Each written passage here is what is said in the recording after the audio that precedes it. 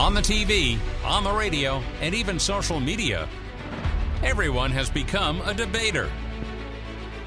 Hot heads, hot takes, and lots of hot air are now the norm. But only one can be the master debater. This is Master Debaters from News Talk 550 KTSA and FM 1071. I'm Dennis Foley, and welcome to Master Debaters, the show where the best argument wins. Joining us this week, our first debater is a freelance writer who can be found on Twitter at Broderick, Ryan Broderick. Hey, Ryan. Hello. I'm happy to be back. I'm excited to argue. Excellent. Well, our next debater is a media boss man. How about that? James Ponce. Hey, James.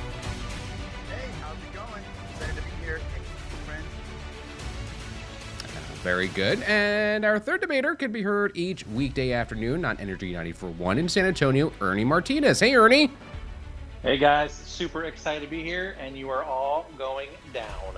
Well, that's good to know. Well, they'll be presenting arguments in an effort to try to win over our judge, who this week is Alex from Long Island, New York. Hey, Alex. Hey, Dennis. How are you? I'm doing pretty good. Now, Alex's job is to analyze and critique each response our contestants give to questions I present throughout the show, and along with asking the questions, I'm also the show's referee. So if there's something that I hear that I don't like, maybe merits a penalty, you're going to hear this whistle. So before we get started, let's give our contestants a chance to ask the judge a question to get to know him a little bit better. Let's start with Ryan. A question for our judge, Alex. Yeah, I just want to get on the same wavelength as you. So what's your favorite flavor of Mountain Dew and why? I think it's Code Red. Because yes, it's got that cherry flavor, or whatever artificial sort of cherry flavor it is. I love it. All right, cool. But I don't drink a lot of Mountain Dew, but when I do, it's Code Red. Okay, James, Fantastic. Do you have a question for Alex? I do, Alex. What is your streaming platform of choice? Hulu, Netflix? What are we doing? Ooh, I just got into Hulu. So I would say that Netflix has been my go-to, but I'm now starting to venture more into Hulu. Okay, I'm going to... All right. And Ernie, do you have a question for Alex? Yeah, I feel like this is going to be the most revealing question about you. Judge, are you a dog or a cat person? Ooh, good question. Ooh, this is tough. I would say I'm more of a dog person. I do not have either at the moment, but I tend to I tend to get more affectionate around dogs. Got it. Good to know. Thank you. Very good. Opening arguments on Master Debaters. So this is opening arguments. In this segment, I'll give each combatant one question. That combatant will answer the question, and our judge, Alex, will give them a score between 0 and 10 points. They will have 30 seconds for their argument, and a buzzer will let them know when time is up.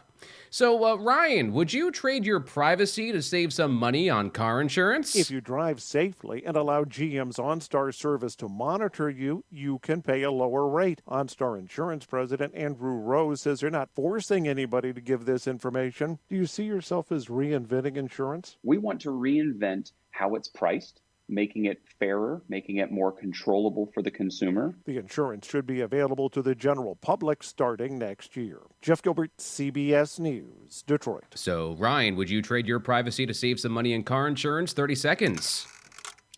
No, and I think the entire practice should be completely illegal. I think that private companies getting access to our data, whatever kind of data it is and whatever kind of private company it is wildly unethical. I don't trust them. In the best case scenario, will just get leaked out. In the worst case scenario, they just sell it. Like, I don't know if you've ever heard about what happens when you do a DNA test like 23andMe, but they will sell your data to God knows where. And I don't think a slightly better deal in insurance is worth having a creepy corporation know way too much about me. Alex, 0 to 10. What's your score? It's a good argument. I would give it 7. All right, next up, James. The Great Pumpkin never showed on broadcast television this year, but after a deal with PBS, the Charlie Brown Thanksgiving and Christmas specials will return to the air. Last month, Apple TV Plus became the new home to the beloved Peanuts holiday specials that sparked an outcry from viewers who were accustomed to annually tuning in on network TV. Apple offered each special to stream for free for a handful of days, but that didn't stop online petitions from gathering hundreds of thousands of signatures. Wednesday, Apple bowed to the backlash, announcing that it teamed up with PBS for ad-free broadcasts of a Charlie Brown Thanksgiving and a Charlie Brown Christmas. So, James, is this the start of a trend of streaming platforms working more with broadcast outlets? 30 seconds. Don't really think so. It's a one-off. It's you guys. 5 people wrote a letter. I got a P.O. box full of 5 angry letters from Grandma. Look, in reality, Apple was like, "Hey guys, let's let this go. Let's win some," and they're gonna go for the real gift. Peanuts really gonna stop. They want to have big league hitters, and that's when they're gonna say no to any other confirmation. This is just a little gift. This is not gonna happen. Alex, scores. Score. One score. I was actually glad to see that the Peanut specials were coming back because I do not have Apple TV Plus yet. So I'm going to say 5. Ernie, next up, the sexiest man alive has been announced, and no, it's not any of us. Just because you're the sexiest man alive doesn't mean your friends think you're cool. That's what Michael B. Jordan told Jimmy Kimmel after finding out he got the designation from People magazine. That's cool to everybody else, but anybody that really knows you, that's just another way they can give jabs to. Oh, yeah. So like they were talking a lot of That's when you wish you had no friends. Exactly. You know? Exactly. It's like with friends like this, why do you need enemies? He did say his mom and aunts, though, were very impressed with the honor. Jason Nathanson, ABC News, Hollywood. So, Ernie, do you believe him when he talks about the struggles of being the sexiest man alive? 30 seconds. 100% yes. Here's why. Because anytime something good happens to you, your friends, your closest ring, they always come around and they're happy for you. But the best part about being a best friend or being a close friend to someone who's achieved success is actually giving them a hard time about it. What other benefits are there to having friends in high places rather than to jab them, make fun of them, bring them back down to your level a little bit, knock them down a peg? They can't be the sexiest man alive and not have a hard time about it. Alex, score 0 to 10. That's an 8. Coming up, things you shouldn't say to your boss. We'll debate that and more next on Master Debaters from KTSA.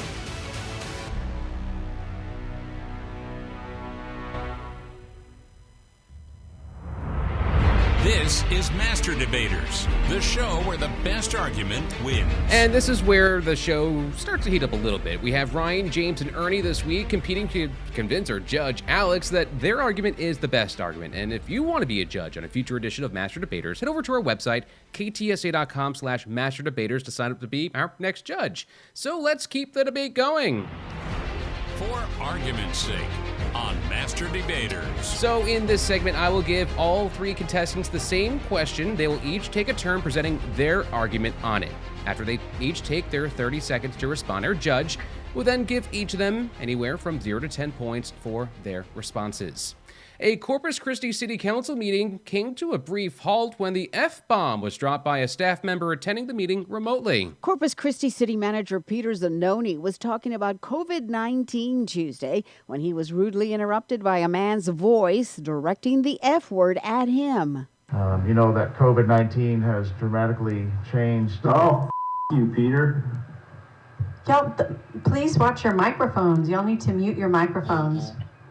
I don't know who that was, but we heard that. Chris TV reports Joseph Johnson, Assistant Director of Parks and Beach Operations, was responsible for the outburst. He has resigned. Elizabeth Ruiz, KTSA News. So, what's worse, telling your boss to bleep off directly or thinking it out loud and it's slipping out to everyone? We're going to start with Ryan, 30 seconds.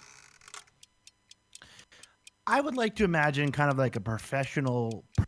You know, like the movie The Purge, where you could commit a crime for like as much as you want for like a day. But instead it's like you could tell your boss everything you think about them as much as you want for one day out of the year. And I feel like that would really work to, you know, not fix the economic situation in America, but it would definitely, I think, help people deal with things. So I'm going to say, yeah, like you should be allowed to tell your boss to fuck off like at least once a year. All right, James, 30 seconds. Well, in this situation in particular, he said Peter. He said blank Peter. Therefore, he's pretty much calling out his job. I think, therefore, there's after that, if you do that kind of spearhead shot to your boss, well, that is kind of a challenge. And our last debater, I hate to say it, I'm kind of on that same wavelength where, well, this is a challenge for the job. Alpha against alpha. You guys go head to head and see who gets this job. You've just made like a death match to everyone. Ernie, 30 seconds. Oh my God, I'm so glad you both chose the wrong side of the argument. Because this is what happens when people don't have manners anymore. We don't know or understand how to treat each other. I would rather be approached and say, hey, I think you got that wrong. Tell me why. And let's work together to correct it. Not just, hey, F off, you guy, because you don't know what you're talking about. We need to reestablish some form of decorum and treating each other with respect. All right, Alex, scores 0 to 10 for each of them. Ooh, Ryan, kind of got what he was saying. I would give him a 7. Okay. James, say James, I'll give him the challenge. That's something there. I don't know. I'd say 6. And Ernie? And Ernie, yeah, manners matter. Manners really do matter. And I don't know who would do such a thing on a Zoom call without muting. I can't say I haven't done the same with the mute on. But manners do matter, and if you're in a public situation, you'll do that. So I'm going to give him a 9. Fortunately, I've never been in a situation to ever have to think of saying that. So, all right, next topic. Another celebrity could be trading in Tinseltown for politics. You know his famous catchphrase. All right. When asked in an interview with radio host Hugh Hewitt whether he would run for governor of Texas or another political office, Matthew McConaughey said he was undecided without ruling it out. The Oscar-winning actor was born and raised in Texas before moving to Los Angeles. He described politics as a broken business and said when it redefines its purpose, he would be more interested. Lisa Mateo, CBS News. We're going to start with James. You like the idea of a Governor McConaughey? Love it. Are you kidding me? Let's do it. The only bad thing is the speeches are going to be super long and annoying. Hey, you guys know what I love about Texas. Get to the politics and points. Oh man, I just love sitting and watching Texas shine. Look, he knows he's going to switch everything around, and not in a bad way. He's very Texas. He was raised in Texas. He knows what Texas is about. He's not an outsider. I say yes. He's not L.A. anymore. He's not establishment. He's not Hollywood. He really wants best for Texas. It's almost like if Texas is a Lincoln Town Call for him. Ernie, 30 seconds. We've already been through this experiment before. It's been successful, 1 out of 5 times so far? So Matthew McConaughey, even though I'm a fan and I like him, I'd love to have a beer with the dude. I do not think he would be a good governor of Texas because people, actors, reality TV stars, whoever you are, when you get into that chair, you're making decisions for millions and millions and millions of people. And I don't think actor on your resume makes you a qualified participant to govern millions of people. Ryan, 30 seconds. A Governor McConaughey? Question mark? I'm tired. I'm tired of this. You're not supposed to like politicians. No one should like politicians. That's not their job. I don't want an actor. I don't want a businessman. I don't want the only boring politician I want in charge of anything is every once in a while when one of those dogs becomes a mayor of a small town somewhere. But other than that, enough already. Just elect normal people. I'm so exhausted. Matthew McConaughey, I don't know anything about him. No one knows it. Come on, man. Alex, 0 to 10 points for each of them. What do you want to give out? All 3 of them make very good arguments. I'm going to do something I never do. I'm going to give 8s all around. A round of 8s for Matthew McConaughey. Round of 8s. Next topic. A new survey reveals the most dependable car brands you could buy. If reliability is what you're after, Mazda is your best bet, according to the annual Consumer Reports survey of the most reliable car brands. The company's senior director of automotive testing says it's what Mazda does not have that makes it so reliable. Instead of the now common 9 or 10-speed transmissions, Mazda still have 6 speeds. Many of the Japanese company's models also don't have touchscreens. Toyota, Lexus, Buick, and Honda completed the top 5. The least reliable brand, Lincoln, just below Tesla. Brian Clark, ABC News. So how important is reliability to you in buying a car? Or do you want something that's cooler, something more reliable? Ernie, 30 seconds. I do not care about reliability in a car. The only thing that I care about is all the functions and the little toys that come inside of the car. And is it going to keep me safe? Like, I can run my car from here to work or here to the office or here to the grocery store and not have any problems. But as long as I have those toys to play with on the inside of my car, I'm good. I'm golden. And as long as those work, I'm great. And that's my argument. That's why I'm sticking to it. And that's me filling time. Ryan, 30 seconds. Oh boy, I am not the right person to answer this. I have not owned a car since I was like, well, I guess ever. I don't even really know how to buy a car. I've lived in major cities for most of my adult life. I vaguely understand what reliability means. And it sounds like it would be good. I would like a car to be cheap and be able to drive for a while in an easy way that I don't have to deal with, whatever that means. James, 30 seconds. Okay, Mazda. Obviously, they were pretty embarrassed by this award. Most reliable? That's like getting like, oh, most neat and well-kept locker in high school. Look, here's the thing with reliability. Now, Uber's coming. Google's having self-driving cars. Our reliability doesn't tend anymore to a vehicle manufacturer. Not to say it's not important, but cars with synthetic oil can run 200, 300. It doesn't matter anymore. Look, when we can rely on Tesla driving us places in our little tube suit, that's what we need to strive for. All right, Alex. Thank you for making my point for me. Alex scores 0 to 10 for each of them. 7, 4, and 5, respectively. Next topic. Americans are not kicking the habit these days. A new government survey found the number of adults who smoke cigarettes in the U.S. has remained constant after declining years before, while vaping has increased. 2019 was the third year in a row in which 14% of adults surveyed reported to smoking cigarettes, an estimated 34 million total, according to the annual CDC survey, which also found that 4.5% or 11 million adults use e-cigarettes, trending upwards every year. Lilia Luciano, CBS News, Los Angeles. We're going to start with Ryan. Are you surprised by these numbers? 30 seconds. No way. I mean, look at the world around us right now. Like, of course people are smoking a bunch. I mean, we live in a time of just like absolute chaos. I don't think it's good that people are smoking. Also, like, there's a whole chunk of Gen Z that's now totally addicted to nicotine thanks to Juuls. So, like, yeah, it makes a lot of sense. I don't like it, but at the same time, part of me is like, look, man, the earth is dying, the air is full of plague, and like all of our politicians are lunatics. So yeah, light up a cigarette. James, 30 seconds. Not surprised, all in all, kind of collectively with e-cigarettes and cigarettes in general. E-cigarettes, it's the thing to do now. It's kind of in. I picked up pho tonight with my wife. We got a nice little soup. Next door is the e-cigarette shop. It looked cool as heck. Excuse my language. There's football going on. There's hacky sack playing. I think it's just more of a style and a trend. When it was my age, I think we were doing Zimas, and we're putting a little color in there. But I'm not surprised to it, where now it's just very obtainable, and it's kind of a cool thing to do. Not surprised at all.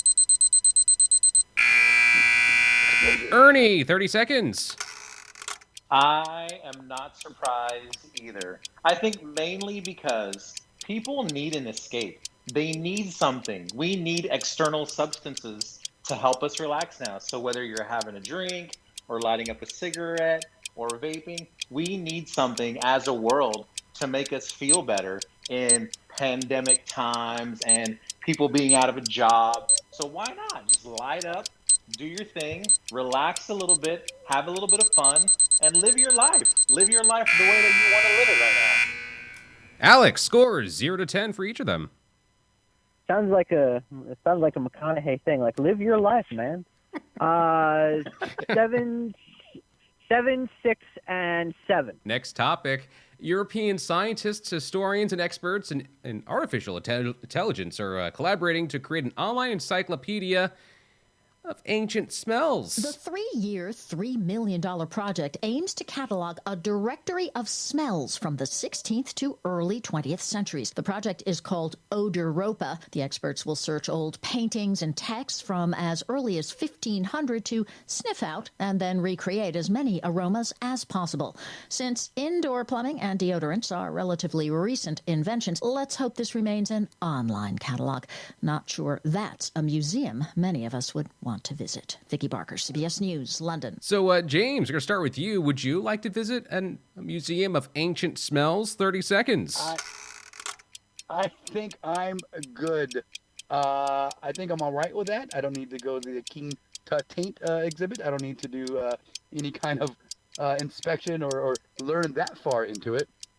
Which is very interesting because if you guys remember going on field trips, that's going to make for a very, very shocking trip. We don't need our kids traumatized.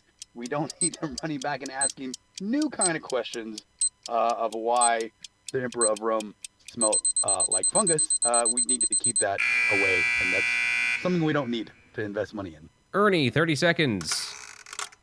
So my wife and I have this conversation because we like to watch TV shows that are based in 1600s, 1700s, Game of Thrones, and we just like talk about this. Like, imagine what those people smell like not having bathed and going to the bathroom outside in holes for weeks on end. No, thank you. I will not be joining that museum. I am not purchasing a membership to that online store or anything like that because the smells of those centuries can be so foul. And Ryan, 30 seconds. This is literally something I think about all the time, and I absolutely want to go to a smell museum. I think this is so fascinating. All I can ever think about is how everyone smelled like poop all the time in the past, because, like, I looked this up, actually. Deodorant wasn't really invented properly until, like, 1910. So, like, and things must have just smelled so weird all the time. Like, I want to smell the past. Like, I mean... So, some things I think did smell good because, like, the Egyptians had, like, perfume bath, but, like, I really want to smell how bad things were. All right, Alex scores 0 to 10. We'll start with 6, 8, and 5 because that last was kind of disgusting. But yeah, all right. Okay. Next topic. In the case of it is the case of the disappearing tweet. We've seen this a lot. People getting into trouble for tweets from years ago. Guardians of the Galaxy director James Gunn was fired from the franchise over it before being rehired. Those pesky tweets stick around forever. Until now. Twitter on Tuesday introduced fleeting tweets that disappear after 24 hours, like Snapchat or Instagram stories. Twitter says in a blog post that it knows people are worried about the permanent nature of tweets and the pressure to rack up retweets and likes. So perhaps fleets can help with that anxiety. Jason Nathanson, ABC News, Hollywood. So we're going to start with Ernie. Do you think fleets are the cure to, Twitter anxiety? 30 seconds. Let's just say this outright right now. We are in the dark ages of social media. Social media has become such a crutch for humanity that now we can't even create new ways to communicate with each other. We have to copy off of everybody else. That's exactly what Fleets is. We already have Facebook stories and Instagram stories. Now we have Fleets. Come on, social media companies, do your job. Create something that creates bonds between people and humanity and creates those unique connections that you say that you create. Ryan, 30 seconds. Twitter sucks. Fleet is the name of a very popular brand of enema. I think it's dumb. Nothing will fix Twitter. I cede the rest of my time. Thank you very much.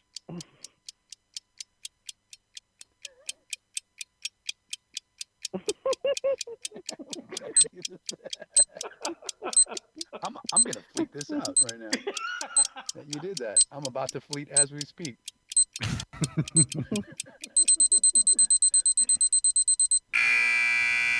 All right, James, 30 seconds. Look, first off, I love that all these things have these just one fleet, bleep, vlog. I mean, it's annoying, and in this case, it doesn't matter which way I go because look, if even people that have deleted past tweets, there's somebody that screenshotted it. There's someone right now in the room just waiting with his pizza and in front of his laptop, just okay. Oh, The Rock said that. I'm gonna screenshot it forever. It doesn't matter anymore what you do. It lives on perpetuity forever. All right, Alex, what scores you want to give out for those arguments? 7, 9, and 8. Okay, well, coming up, our debaters have been thinking about things all week long. They want to tell you and the other debaters. We'll hear it next. Master Debaters from KTSA. This is Master Debaters from 550 KTSA and FM 1071. I'm Dennis Foley. Joining us this week is Ryan, James, and Ernie, who are all working to convince and coerce our judge Alex to give them more points than their fellow competitors. Let's keep this debate going. State your case on Master Debaters. So, our competitors before the show came in with a topic they wanted to talk about. They will get 90 seconds to do so. During those 90 seconds, if the other combatants wish to challenge, they will get 45 seconds each to present their challenges after that original case is made. After the challengers all give their arguments, the original presenter will get 45 seconds of their own to address the challengers. Now, if they change the topic from what they had sent in before, I will assess an automatic 5-point penalty. There are also now more points at stake. Our judge can now give up to 20 points at the end of each topic, or can take away up to 20 points from everyone, whether they challenge or choose to stay quiet. So our points leader right now is Ernie. So Ernie, you get to start with your 90-second argument. Hey, all right. So my argument is, has masculinity disappeared? Right? On the cover of Vogue this week is one of the biggest pop stars on the planet, Harry Styles, sitting there in a tuxedo jacket wearing a dress. So, has masculinity disappeared? Is that photo masculine?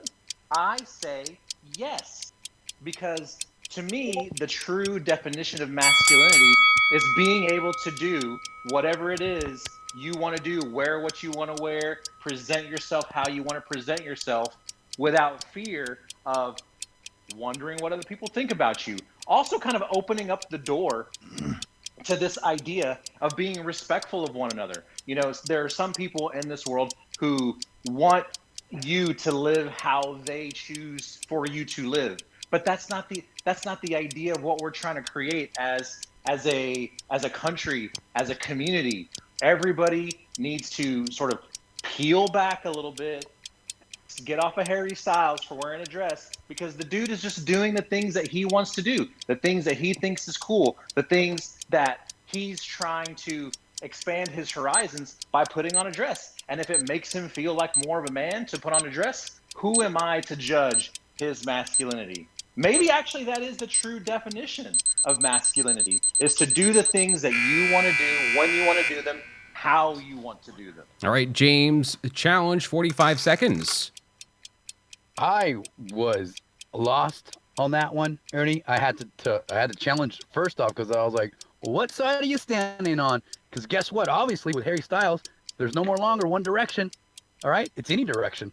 And I say, yeah, as a man, put a dress on, because women have been taking our stuff from us and coming into our lane. And I'm speaking like a guy right now. It's our turn. Oh, yeah, we're coming for you, ladies. First Man of Vogue magazine, it's not going to stop there.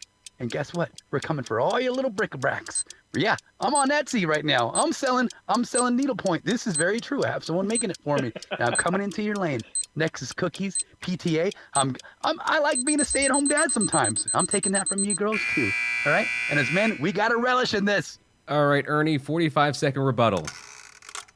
Listen, so when you talk about masculinity, it's not necessarily just about what you're wearing or what you're doing or kind of taking something out of, someone else's lane and making it your own. It's just really opening up to whatever the possibilities may create. So is Harry Styles masculine for wearing a dress? I say yes, because let the dude do what he wants to do. Let him wear what he wants to wear. So where do I come down on you asked the question, where do I come down on the argument? I am in favor of a man doing the things that he needs to do in a respectful way, right, to express himself. And if he wants to wear a dress on the cover of Vogue magazine and that makes him feel like a man, let him do his thing, wear that dress all proud. I mean, my brother used to wear my mom's nightgown when he was younger, and it makes him feel masculine. Let him do that. All right, Alex, what points you want to give out? I'm going to give 15 points to Ernie. Okay. And to James for the counterpoint, I will give about 5. And Ryan, do you want to give him any points, take away any points, leave him even? I'll leave him even. Okay. Ryan, it's now your turn to present your 90-second argument. All right. I am sick and tired of apps adding stories functionality. It started with Snapchat, and it was cool, it was exciting for the first time ever. Your content on the internet would appear, and then it would disappear in 24 hours. It quickly became very popular with sex workers, drug dealers, and insider traders. It's very, very cool, and it's still very popular. Popular enough that Facebook became completely predatory about it and stole it and turned it into Instagram stories. Instagram stories, I think we can all agree, perfected it. It kind of replaced Snapchat for most people. It's now like the main thing that most of, the younger people in our lives obsess over. We're good. We're done there. We don't need to take the format any further. We don't need any more apps trying it. LinkedIn doesn't need stories.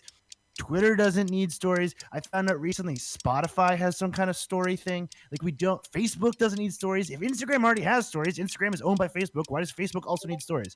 The only people using your Facebook stories are like those weirdos who are trying to sell you multi-level marketing schemes that you knew back in high school. None of these apps need stories. And in fact, to go further with this, it feels very much like that moment where you look at a street corner and it's like a McDonald's, a Burger King, a Wendy's, and it's just like all fast food that looks exactly the same as the other fast food, but it's the internet. And the internet didn't used to be like that. It used to be interesting and vibrant and cool. And now everything is the exact same thing run by the same 5 people, turning all of our friends and family into weird QAnon people. I'm sick of it. No more stories. Let it go. James, 45-second challenge. Ryan, I think you're making the big mistake of calling these stories. They're not all stories, but I'm with you on that. The fact that there isn't a relevant story to be put in there. So if some of these apps had an actual control function in there, like, hey, you got to tell a story. Let's see what happens. And it's not just, because I'm with you on that part. Hey, guess what? I'm eating breakfast. Hey, now, and that's it. That's all. That's not a story. You got to have an A to Z of your day. And it better be gosh darn exciting with a cliffhanger. That's why I will say yes to stories, but yes to also writers writing your life, writing your story. When you walk out and you open up your app, well, guess what? You're going to have a writer and you have a script. And you have to follow the script through all day to see what happens in your story. So, yeah, I get what you're saying. But yes, please, more stories, but make them more rigid. All right, Ryan, 45-second rebuttal. Okay, wait. I was talking about the specific functionality where you post photos and videos in a temporary space. So I wasn't talking about like storytelling because I'm a journalist. I tell stories on the internet all the time. Yeah, I'm totally cool with that. I'm talking about every app on the internet ripping off the exact same functionality, which is the button where you post a bit of media and then it's set to a timer and then it disappears forever. So a Snapchat story or an Instagram story, or I discovered recently a LinkedIn story, which is insane. Imagine using that. And it's sort of to me like a sign, fleets are basically just an Instagram story that Twitter has stolen, right? The functionality is the same. And to me, I think it's indicative of a really over-corporatized internet because everything is beginning to look exactly the same because there's no interesting ideas happening anymore. Now, a side question based off of James's response. Would any of you use an app that basically scripted your life? No. Ryan? Yeah, you'd have to follow the script. Yeah. Would you get any money out of it? I don't know. I guess that'd be part of the app. Yeah, like okay, like there's like what in season 3 of Westworld, there's that crime app where like it pays you to do crimes. Like that would be kind of interesting. Yeah, maybe. All right, Alex, what scores do you want to give out? To Ryan, who made the initial argument, correct? Yes. I will give 17 points. Okay. And to James, who challenged, but I believe had a very interesting idea with having writers script your day. I'm going to give him a bonus 17 points. Okay, and Ernie, he didn't give any responses. So do you want to give him points, take away points, or leave him even? I'll leave him even. All right, James, your turn. 90-second argument starts now.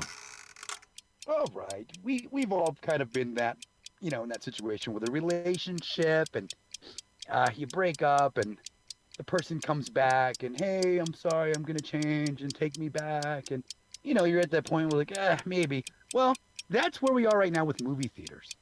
Movie theaters are obviously on the downfall.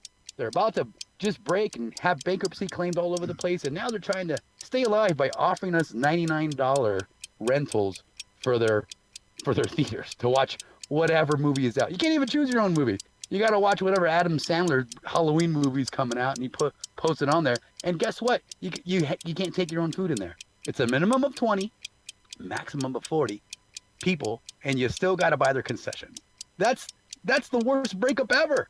The ex is still coming around and saying, hey, we can still hook up, but you got to take me to work in the morning. No, we're not doing it. Not when we have 80 like screens at home, no matter what. And we can watch whatever we want, whenever we want, however we want, with whoever we want, with more importantly, whatever food we want, because it's at home. Just walk away, theaters. Oh, so going. All this will do, don't get me wrong, we're going to be sad for a little bit, but now, have you guys ever seen The Mandalorian where they shoot and it's actually like a LED screen? That's the future of theaters. There you go. All right, Ryan, 45-second challenge. I think right now, no one should go to a movie theater. Like, there's no movie good enough in the world that's worth getting COVID for. I think we can all agree. And I think we can also all agree that movie theaters are very expensive. Netflix is very convenient, yada, yada, yada. I'm with you on that. I think, though, that, like, the idea of a movie theater right now does need to die. But I think movie theaters themselves are evolving in really interesting ways. Like, in a lot of major cities now, you can go to a movie theater and you can experience a movie like an adult, which means like people bring you food or beverages to your seat and you can sit in comfortable chairs and it's like a nice experience. I think the idea of the American movie theater has just been really, really, really, really over corporatized, and it's like not pleasant to be in these theaters. But if we let those die, we can replace them with better, more interesting ways to watch movies as groups, because I do think that's useful and interesting. All right, Ernie, 45-second challenge. So the guy that just spoke before me actually did hit on a really interesting note, but I'm going to expand on that note, because there is this idea of going to a movie theater for a unique experience. And unfortunately, movie theaters have gotten away from that. They're used to hauling in as many people as they can, stuffing them into one theater so they can make as much money as they can off of one showing of a film. What we need to do is basically have every American, or really everybody in the world, create their own little movie room in their home, like I have in my house, right upstairs above my head. My family, we made hot dogs, popcorn, chocolates, like literally everything we could, and we watched Mulan, a theatrical version of Mulan, in our own home, in our blankies and our cushy socks, and it was excellent. James, 45-second rebuttal. Well, wow. If this was a movie, this is where I would turn to Alex, our judge, and give him the old wink and nod like, see that? I think I just got both parties to agree with me. Well, one then, pretty much, I believe, was it Ernie or Ryan that was saying, yeah, they should close. Of course. It's too corporate. It's too big. And the other side said, hey, have a movie theater in your home. Both things I just said. In the scheme of debate, well, technically, I just swayed both of you guys. So, in retrospect, by letting these theaters die, it's only going to come back stronger. VR, augmented reality, you name it. It's going to come back harder and stronger. It's not going to be like a 3D gimmick kind of thing as well. Like, let's take that out of the picture, the 4D stuff, the extra $12 just to have, air in the back of your neck sprayed on. No, we're talking real deal new experiences. All right, Alex, it's time to give out scores. What did you think about those arguments? How many points you want to give out? James made a very good point. I like movie theaters, but yeah, I totally understand the situation that they're in right now. And they kind of have to, in a sense, they kind of have to die in order to reincarnate in a sense. They rise like the I will phoenix. give him. I'm gonna give him 18 points. All right. What about Ryan with the first challenge? Which was sort of an agreed upon challenge. I will give him an additional 10 points. And Ernie with the second challenge? Ernie with the second challenge. I like the idea of having a movie room in my house where I can actually make food and I would have to get a popcorn machine or something like that. I would say an additional 15 points. Okay. Well, coming up, who's going to win? Well, it all comes down to one final fight. This is Master Debaters from KTSA.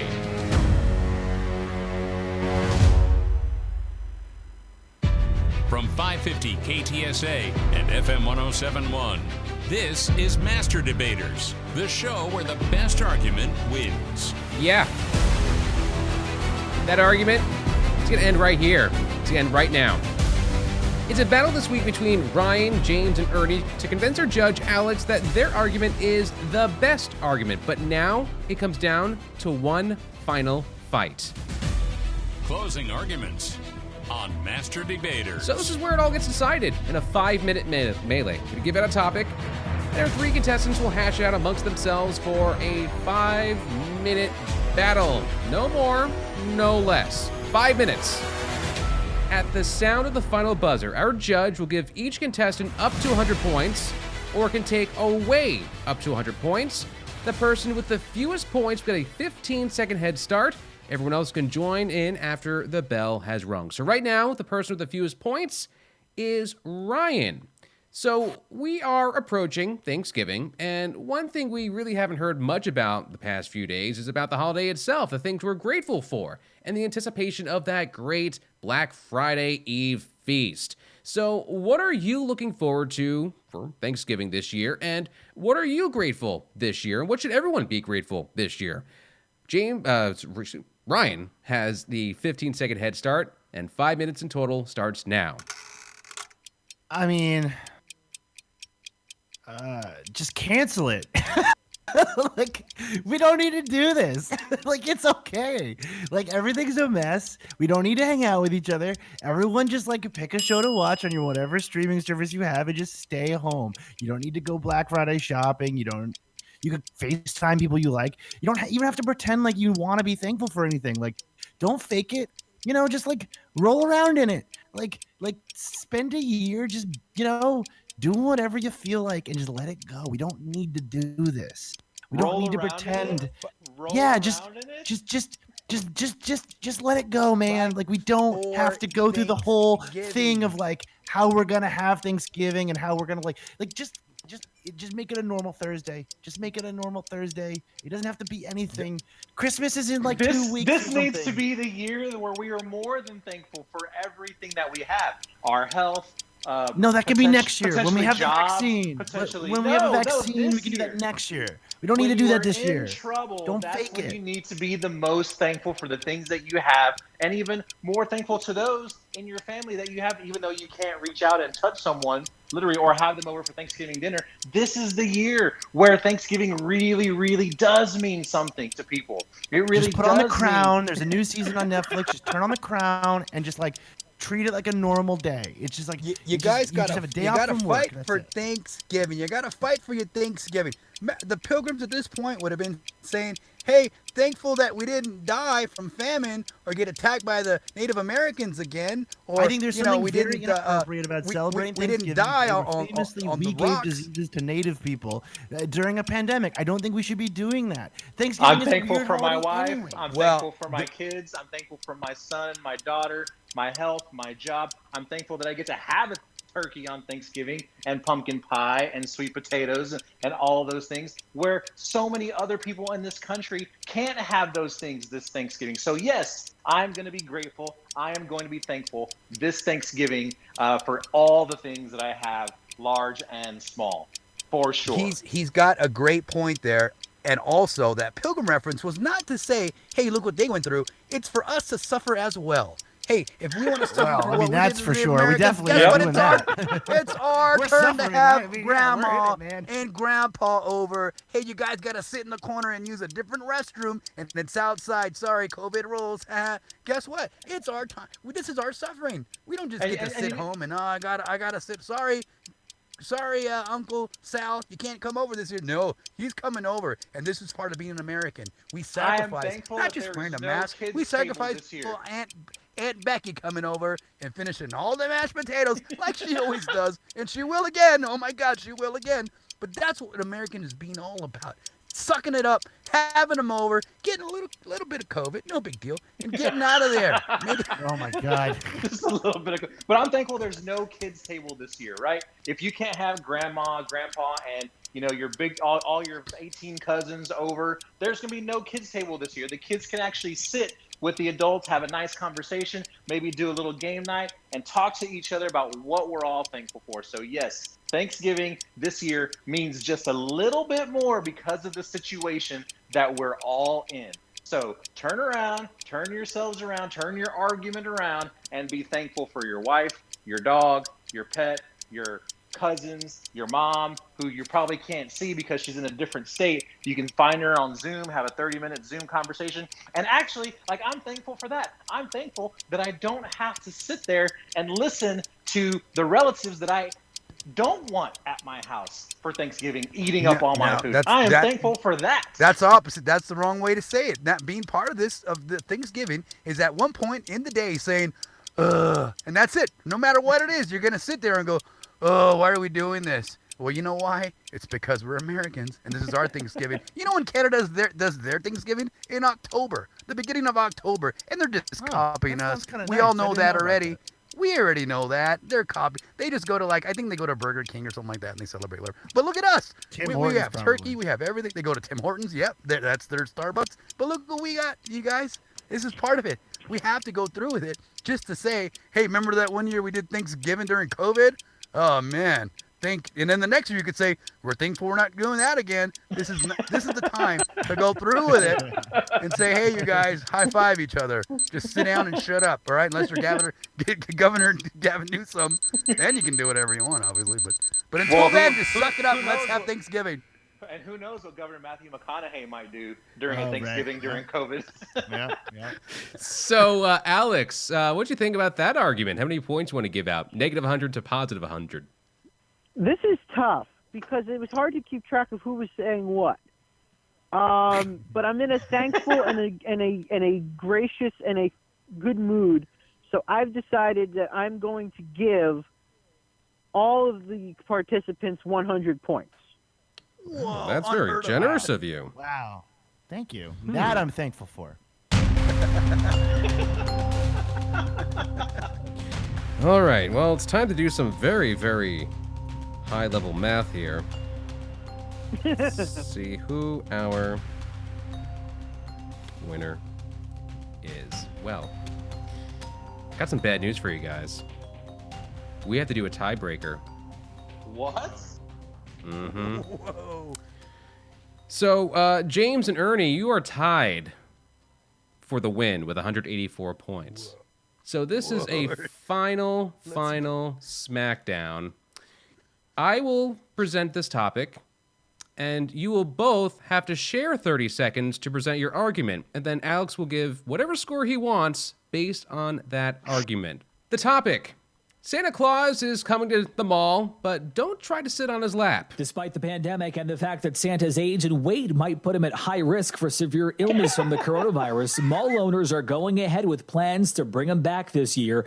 Malls are planning to have kids tell Santa what they want for Christmas from 6 feet away, and in some cases from behind a sheet of plexiglass. Santa and his visitors may need to wear a face mask even while posing for photos.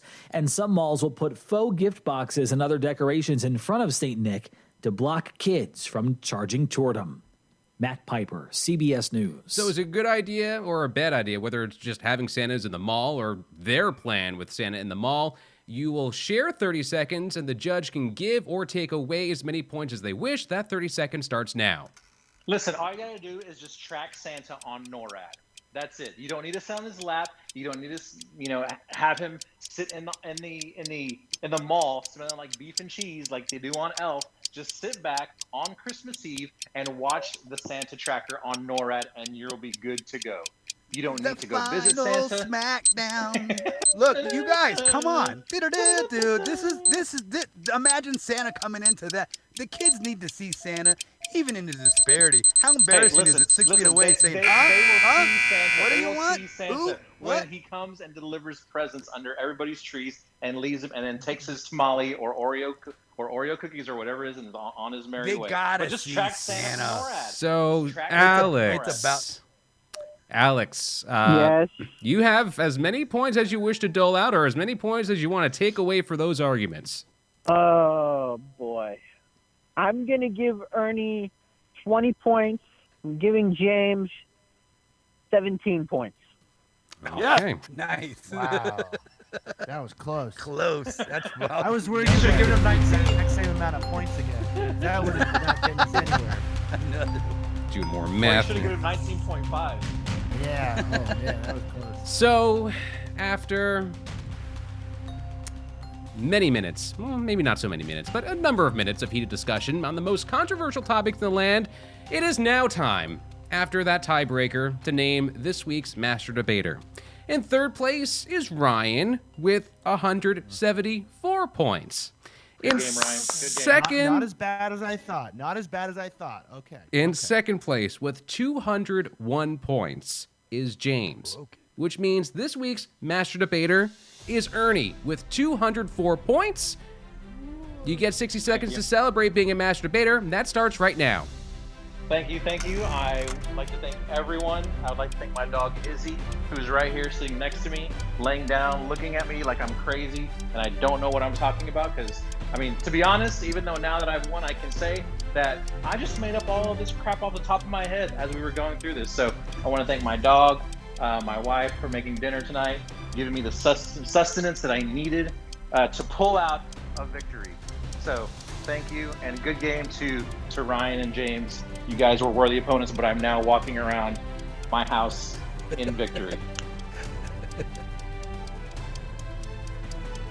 And I'm gonna let this fleet on out too. Here we go. Let's just let it fleet out.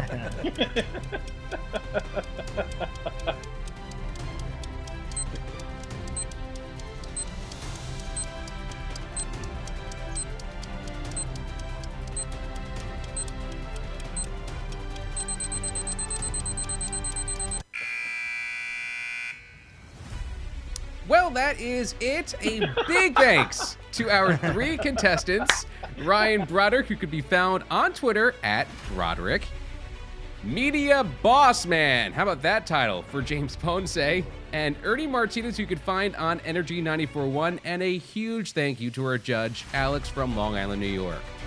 Thanks, Alex. Master Debaters is a production of XS Studios in KTSA San Antonio. You can learn more about Master Debaters online at ktsa.com/Master Debaters.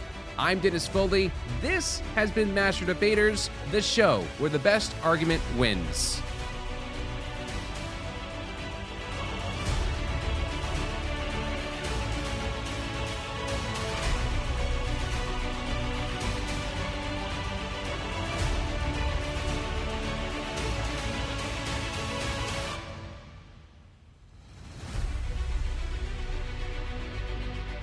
San Antonio's home for news and talk. On air, online, and on demand. 550 KTSA and FM 1071.